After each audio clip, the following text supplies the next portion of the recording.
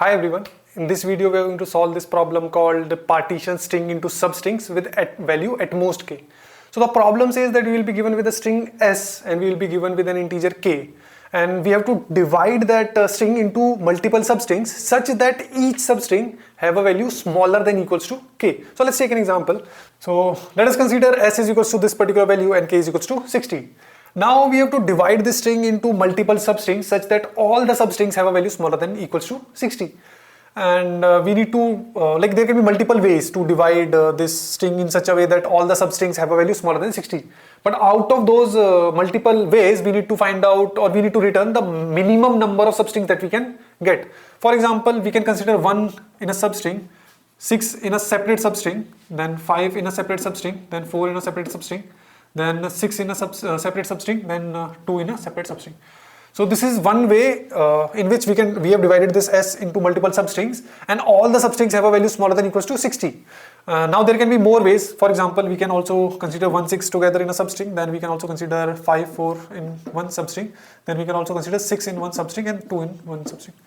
So both the ways are valid because in both the ways all the substrings have a value smaller than 60, but we need to return the minimum number of substrings that we can get from this partition. So in this way, how many substrings we got? We got 6 substrings, and in this way how many? 4. So the minimum number of substrings that we can get after dividing this string into multiple substrings such that all the substrings have a value smaller than equal to 60, the answer for that is 4. Okay, so we can have the minimum number of substrings that we can have is 4. Alright, cool. So to solve this problem, what we can do is we can try to think of a recursive solution, and then maybe we can try to optimize that. But according to the constraints, that will give us a TLE, right? And if we just look at the constraints, we can, like, the constraint says that S of I will have a value smaller than equals to 9 and will be greater than equals to 1. That means we do not have 0. We do not have 0. And if we do not have 0, that means we will never have a case where we have leading zeros. For example, let's say we have S is equals to 2, 5, 0, 3, 6. And let's say K is equals to, let's consider 30. Okay. Or let's say 60 for that sake. So K is equals to 60. Now, because we have 0 here, what we can do is we can consider, like if we just think in terms of greedy, we can consider these two elements together in a substring, we will get 25. We cannot consider all the 3 characters because in that case we will get 250, and 250 is greater than 60. Okay, so we'll have to take this 0 separately. Now if we just move forward and try to consider any number after this, so we will face a problem of leading zeros, right? So because we do not have 0, that means we will never face a case where we have leading zeros. And if we do not have, if we will not never face a case where we have leading zeros, then we can think in terms of greedy for sure. Why? Because if we do not have this 0, that means we will only have numbers which are from 1 to 9. So we can always try to consider the maximum value that we can get, which is smaller than or equal to 60. In this example, 25 is the maximum value that we can consider because we cannot consider 253. That will be 253, which is greater than 60. So we can consider 25 here and we can consider 36 here, right? That will automatically minimize the number of substrings that we will get after partitioning, right?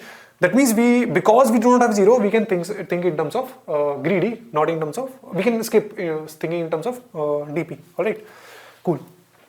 So the idea is simple. We can just try to consider the maximum number of elements that we can consider for one partition such that the value is smaller than equals to the given value k. Okay, so now maybe we can try to write a pseudocode for this problem. Okay, all right.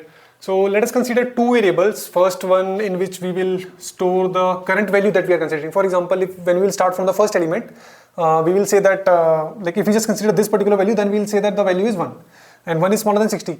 So we'll try to move forward, and when we will try to move forward, then we'll see that this, if we just take these 2 elements together, then this will result in a value is equal to 16. So we need to store this particular value. So let's say for that we have a variable called current. Okay, initially it will be 0. And the second variable that we need to have is we need to count that how many substrings we can have, like in which we can divide this array. So we need to also store that. So let's say count.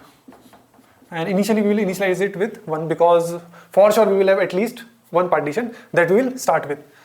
So now what we can do is we can try to iterate from the first element till the last element.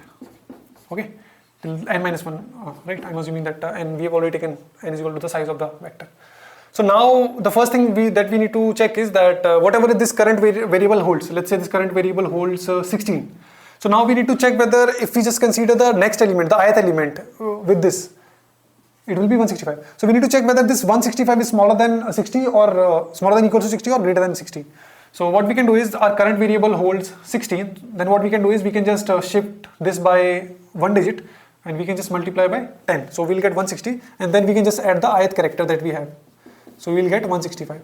Now if this 165 is greater than k, which is for sure, right? So in this case what we need to do is we need to consider this as a separate subarray and we need to consider this 5 in a separate subarray.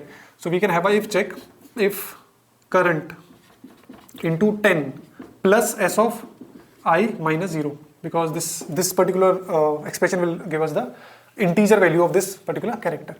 So if this value is greater than k, that means we cannot consider this ith character in this particular partition. So for now we need to have one more partition. So for that what we'll do, we'll increment our counter and we will again update our current as 0 for now. Okay. So let's say we updated our current as 0. Now after this if condition, what we can do is we can we can consider the ith character, and so for that what we can do is current is equals to current into 10 plus s of I minus 0. Okay. So if this condition was true, then current is 0, and if current is 0, then multiplying it by 10 will also give us 0. In that case we can say that current will directly or automatically be pointing to the ith character, in this case which is 5. Okay. Now if this condition was not true, in that case what we will do, if our previous value, current value was 16, in that case we will just add the ith character and we'll get 165. Okay, cool. Now we will also have to check one more thing. For example, let's say we have something like if s is equals to, let's say 9 or let's say 7, right, and k is equals to 10. That means in this string we can only divide this string in one subarray which is having value 7, and now this partition or this subarray is having a value smaller than equals to 10, but in some cases what may happen is that k is equals to 6. Now this does not satisfy the condition. Now this subarray is having a value which is greater than 6, right? So in this case it is not possible, like this case will only happen when we are considering the single digits, right?